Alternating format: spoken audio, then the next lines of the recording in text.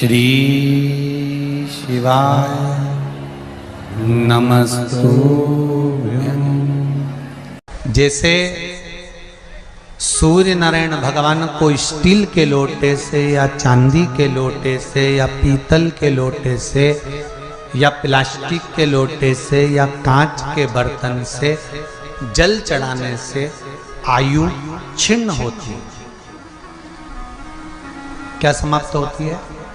आयु। और सूर्य नारायण भगवान को अगर तांबे के लोटे से जल दिया जाता है तो आयु की वृद्धि होती है, और दिन भर में अगर कोई काम अटकने वाला है तो वो काम का रास्ता खुल जाता है और शरीर की बीमारी समाप्त हो जाती है। शरीर की बीमारी समाप्त हो जाती है। अब एक बात सावधानी से सुनिएगा,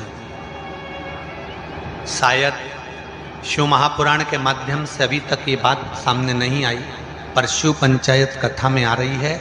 जितने आस्था चैनल पर कथा सुन रहे हो, जितने फेसबुक और यूट्यूब पर सुन रहे हो, और जितने इस छत्तीसगढ़ की पावन धरा पर बैठकर सुन रहे हो, बहुत सावधानी से सुनना।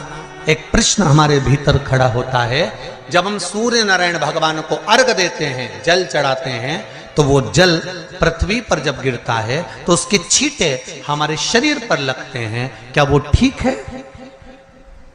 क्या वो श्रेष्ठ है? तो शिव महापुराण की कथा कहती है, जब हम सूर्य को अर्घ देते हैं, सूर्य को जल चढ़ाते हैं, वो पानी जब पृथ्वी पर गिरता है, उसके छींटे हमारे शरीर पर लगते हैं, तो वो श्रेष्ठता का भाव निर्मित करते हैं। वो गलत नहीं हो सकता। कारण अब वो भी समझ लीजिए।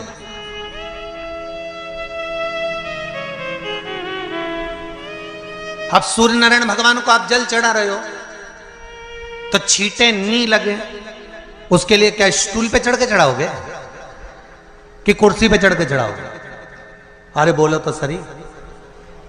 अब कई लोगों के दिमाग में यह बात भरा गई कि हम भगवान को जल चढ़ाते हैं, वो हमारे शरीर में छींटे लगते हैं, जमीन पे से पानी गिरता है, वो हमारे शरीर को छींटे लगते हैं, भगवान को अच्छा नहीं लगता होगा। कौन ने कहा? पहले तो उसको पकड़ के ला।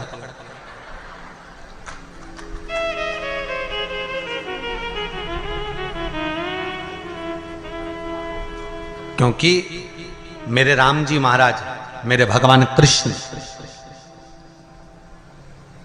बड़े बड़े संत, साधु, सन्यासी, तपस्वी, साधक, उपासक जितने भी हुए, जिन्होंने सूर्य की आराधना करी, इन्होंने टेबल पे चढ़कर या कुर्सी पे चढ़कर जल नहीं चढ़ाया। इन्होंने पृथ्वी पर खड़े होकर ही, क्योंकि पृथ्वी तत्व के देव हैं शिव।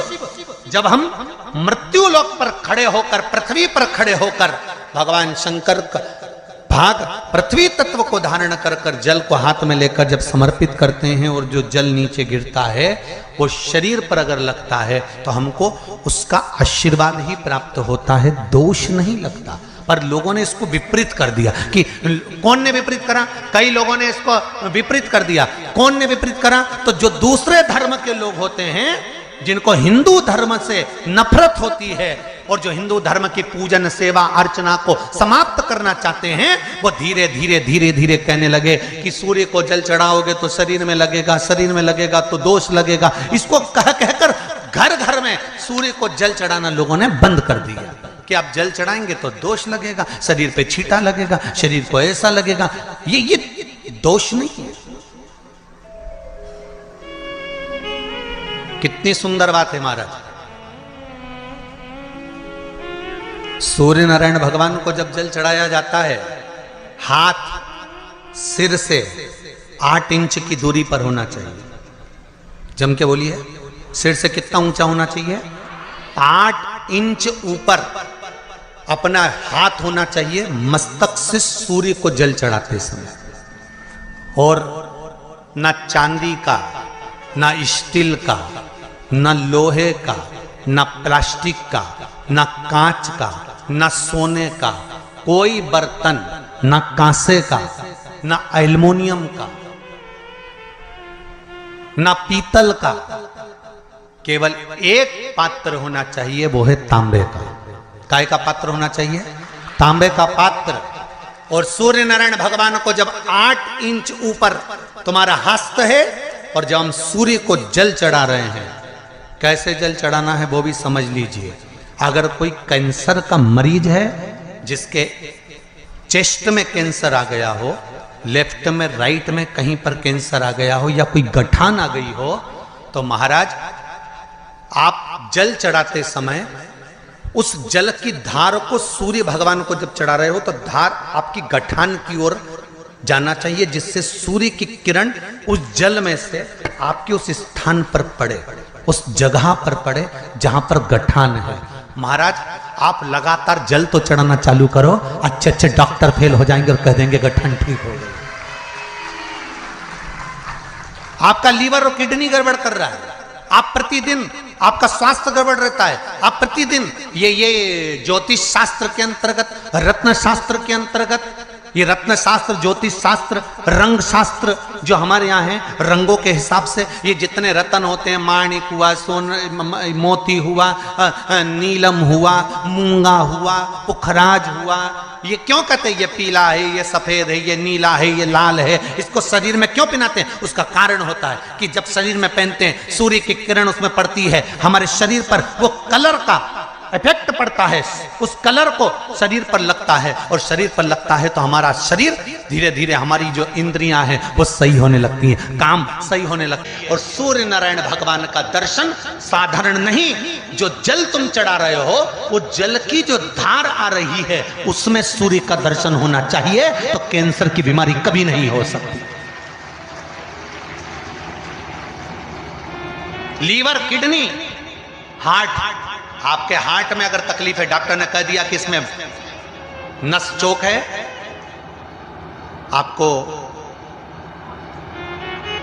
कहीं ना कहीं छल्ला डलेगा, आपको कह दिया इसमें कुछ ना कुछ प्रॉब्लम आ रही है, आप सूर्य को अर्घ देना चालू कर दो, सूर्य को जल चढ़ाना चालू कर दीजिए। आप सूर्य को जल चढ़ाओ, वो जल की जो तरंग आ रही है, वो जल जो निकल कर जा रहा है, उसकी जो किरण आपके हृदय पर, आपकी छाती पर पड़ रही है, नाड़ियों में पड़ रही है, नसों में पड़ रही है, उसका बल देखो तो सही। 1 महीना लगातार चढ़ाओ, तो 15 दिन 20 दिन कर तो देखो। क्यों राम जी महाराज जल चढ़ाते थे? क्यों भगवान कृष्ण जल चढ़ाते थे सूर्य को? क्यों दशरथ जी महाराज जल चढ़ाते थे? क्यों कश्यप ऋषि जल चढ़ाते थे सूर्य को? सारे 33 कोटि देवता, सारे ऋषिवर, साधु संत सन्यासी तपस्वी साधक उपासक सब भगवान सूर्य को अर्घ दिया करते थे। क्यों देते थे? किस लिए?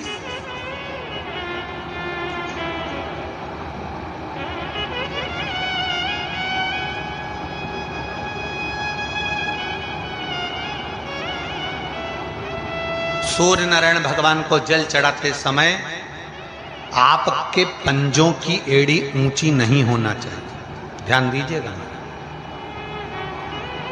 आपका पंजा पांव का पूरा की पूरा जमा होना चाहिए भूमि पर।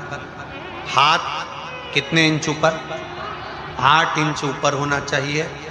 जल जो गिरे, सूर्य की किरण, सूर्य का दर्शन उस जल की रोशनी में करना चाहिए। क्या होगा उससे? जिस बच्चे को आंख में चश्मा लगा हो, मोटे से मोटा चश्मा लगा हो, छूट नहीं रहा हो, तो थोड़े दिन उसको सूर्य का अर्घ चढ़वाना चालू कर दो और जल में से सूर्य का दर्शन कराना चालू कर दो। सूर्य का दर्शन जल में से 2 महीना 2.5 महीना बहुत है, आंख की रोशनी बढ़ जाएगी, चश्मा हट जाएगा। आप कर देखिए। अब एक प्रश्न और खड़ा होता सूर्य को अर्घ देने। गुरुजी पंचदेव पंचायत में, सूर्य नारायण भगवान शंकर की पंचायत में हैं। सूर्य नारायण को हम फ्लैट में रहते हैं, हम फ्लैट के अंदर रहते हैं, तो हम फ्लैट में रहते हैं, हमारे यहाँ अगर छज्जा नहीं है, हमारे यहाँ जगह नहीं है, तो हम सूर्य को अर्घ कैसे दें? तो महाराज खिड़की तो होगी। अगर घर में फ्लैट में पानी ढुलेगा और आप लोग नहीं समेट सकते तो एक बाल्टी रख लो, एक पात्र रख लो, पर सूर्य नारायण भगवान को अर्घ देकर रोशनी शरीर पर पड़ना चाहिए। जिंदगी में कभी कोई बड़ी बीमारी नहीं आ सकती। कितने लोग देते हैं सूर्य को अर्घ? जरा हाथ उठाओ। बहुत बढ़िया, बहुत जोरदार। पुरुष लोग भी देते हैं ना, चाहे बच्चे से बच्चा, बच्चों के हाथ में भी एक लोटा पानी पकड़ाओ। घर में छोटे बच्चे हो ना, उनको तांबे का लोटा दो, पानी दो, जा बाहर खड़े हो जा, एक लोटा पानी चढ़ा के आओ। पहले दिन आप स्वयं बच्चे के साथ बाहर खड़ी हो, ओटले पर, घर के बाहर खड़ी हो, छत पे खड़ी हो या घर के बाहर खड़ी हो, और बच्चे से कह लो चढ़ाओ बेटा, देखो ऐसा हाथ 8 इंच ऊपर करिए, तांबे का लोटा लेकर पानी धीरे धीरे डोलना है। जैसे वो स्लो मोशन के सीन नहीं होते नाटक में, ये एकदम धीरे धीरे, बस नहीं तो मालूम पड़े छोरा छोरी एक साथ उंडेल के नहीं। जल चढ़ाते समय उस पानी में से सूर्य की किरण पड़ना चाहिए, सूर्य की। एक बात और कहना चाहूंगा, अगर आप लोग स्वीकार करेंगे तो, अगर कहीं आपको लगता हो कि बच्चा पढ़ने में कमजोर है, विद्या में कमजोर है, रिजल्ट अच्छा नहीं आ रहा, पढ़ने में कमजोर है, वो पढ़े अपनी जगह पढ़े, वो कार्य करे अपनी जगह करे, मेहनत करे अपनी जगह करे। बच्चों को कह दो